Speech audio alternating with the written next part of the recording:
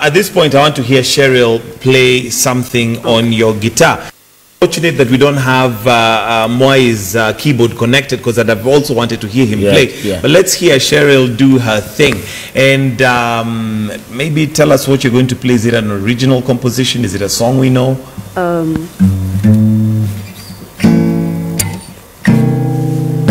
I could play anything, so... You play the rock thing.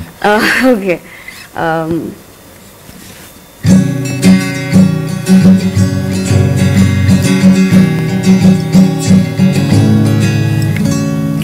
In a second.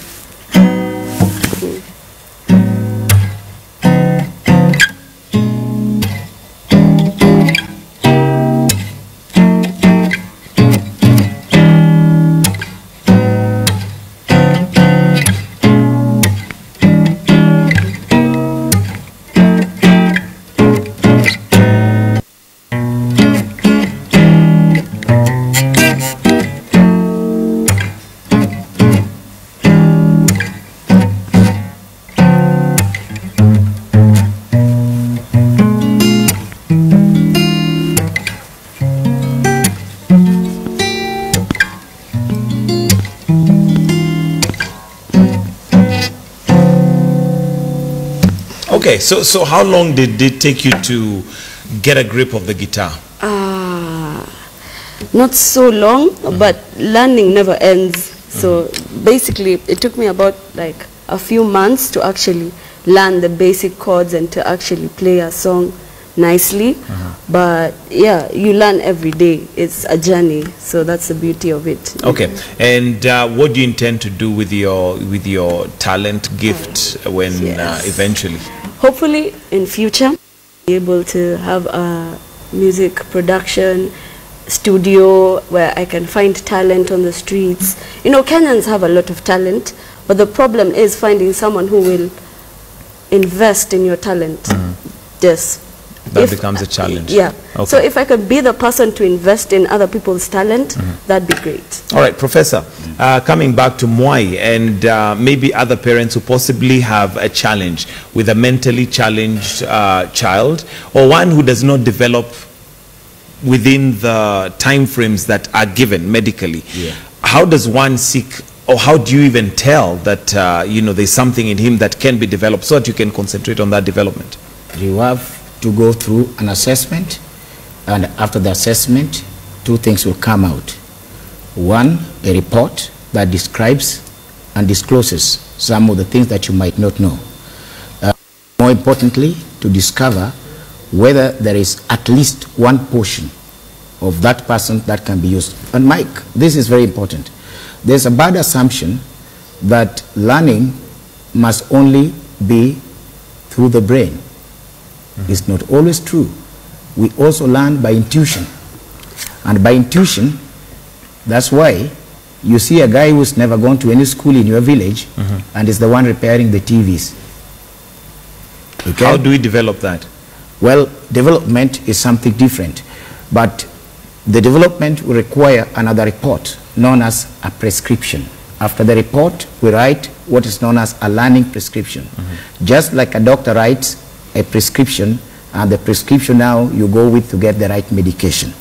So we write one that will now be able to best match somebody like him, and that now means perhaps our normal school system will not best match that out for him. Okay, let's talk about the education system, because that's one of the areas that have had a lot of controversy, and especially in terms of developing now skills like we have here with Cheryl. And what do we need to do to ensure that our education system and our schools as well do accommodate every aspect and every facet of a child, not just academic? Academics and what you call talent should not be seen to be different. They are one and the same thing. Mike, I was in the Professor Douglas Odhiambo Commission for review of education alignment to the new constitution. We spent time there. It is in the Education Act, section 44 to 48.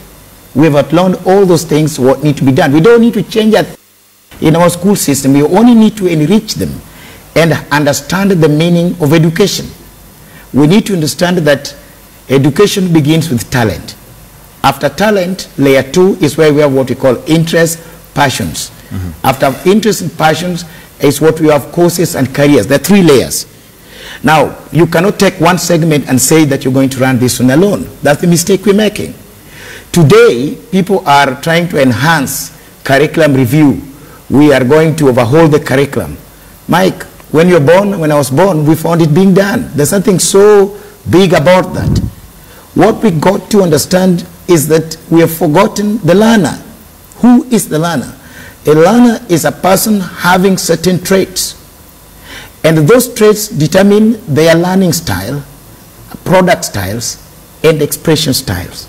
Anybody who's a teacher needs to know that. Okay. To do all that, we just needed to have known one thing. If a child is going to get to class 1, do you know this child?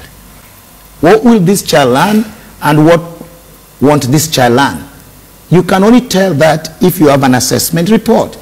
If you go international, no child will simply walk to Form 1 without a talent report away again from our academic reports. Okay. So that they can make a decision. All right, let me hear from Cheryl. And Cheryl, what support did you receive from your parents that you wish other children would get? Oh, my mom was so supportive. I loved that because if What I did she want do? a guitar, she'd actually get me the guitar. She took me to classes. She actually allowed me to interact with other fellow musicians. She'd take me to events. It was, yeah, she was great. She was great. And how has that helped you, the talent that you have? When you interact with other musicians, you learn things from them, and when you practice, you also grow. So the interaction is actually what really helped me grow a lot, because you learn different things and you learn to become diverse. Also, having a guitar at home is perfect, because I can actually practice at home, and I don't have to travel or borrow someone's guitar. So supportive parents actually help you, because they actually build your self-confidence. If someone tells you you can do something, you start to believe yourself.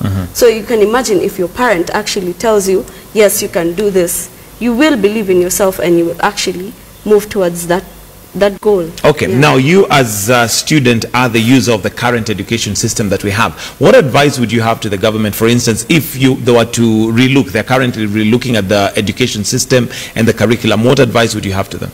They should focus more on talent, rather not creating talent, rather enriching talent, because I believe everyone has a talent, and if the government would support talent and realize how important it is, maybe other Kenyans will also realize the importance of it, because most people nowadays actually it's becoming better, but most people don't know how talent can take you really far, and how it's actually good for the soul to express yourself through your talent, because talent is made for expressing yourself, actually, not for making money.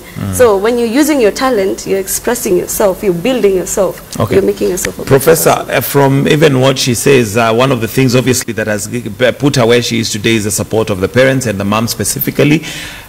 But maybe speaking to the parents, the importance of their role in identifying that talent and now nurturing it.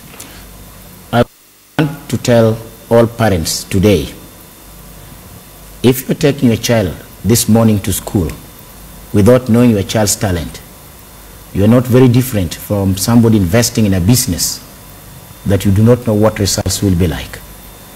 And if you're a teacher teaching a child this morning without knowing that child's talent, you are not very different from a doctor providing an injection to a patient without any medical review.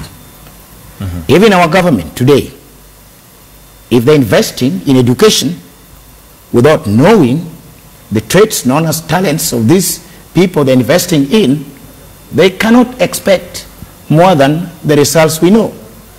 That's why for 50 years into independence, we got just a suckers and a suckers and a suckers within the education system, because we forgot the beginning of education as a talent. It is high time that this country made a concerted effort to say that we don't need more commissions. we need to look at those documents sitting in the Ministry of Education, lift them up, just look at what is relevant today and implement. Start with COEG Commission. It has all those things. We don't need those new commissions or new investigations. 2, media. We need to make sure that media understands.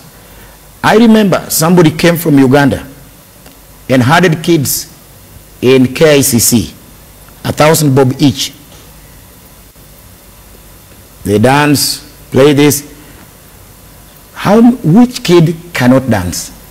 Which kid cannot try something, an instrument? They can all do that. So what about it? He got his money, he went away.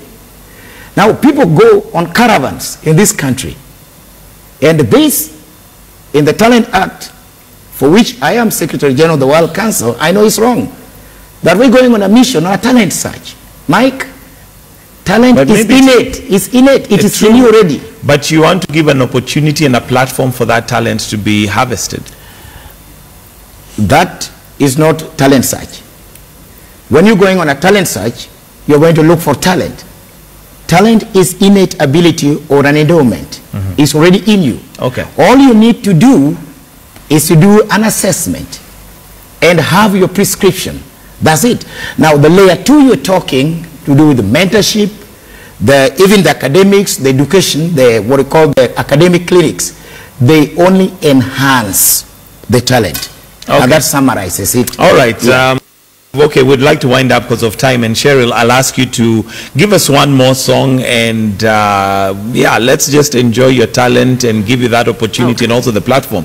And I don't know if you have any closing comments to your friends who are watching you. Maybe it's a special dedication, whatever. So, hi. Oh, can I say my Snapchat? Yeah, sure. You can go ahead while you give us a song. Okay. You can follow me on Snapchat. Shay Havoc. Yeah.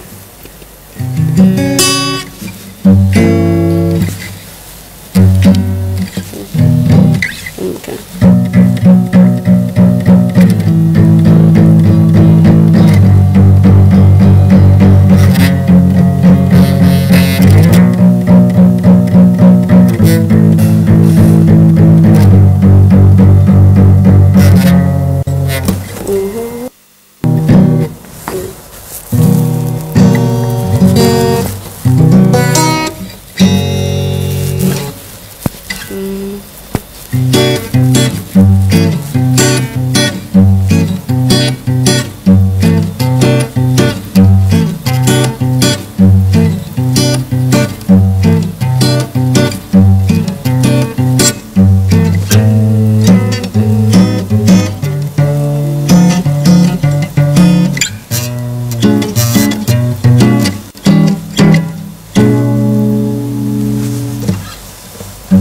Well, there you have it. Thank you very much. And thank you, Professor. Thank you. Thank you, Mwai, for coming. And it's unfortunate we didn't have his keyboard set up, right. But we're wishing you all the best. Thank you very much, Cheryl, for that. And well, that's why we're going to wind it up. And thank you for also making sure that that talent and gifts are harvested and used and well.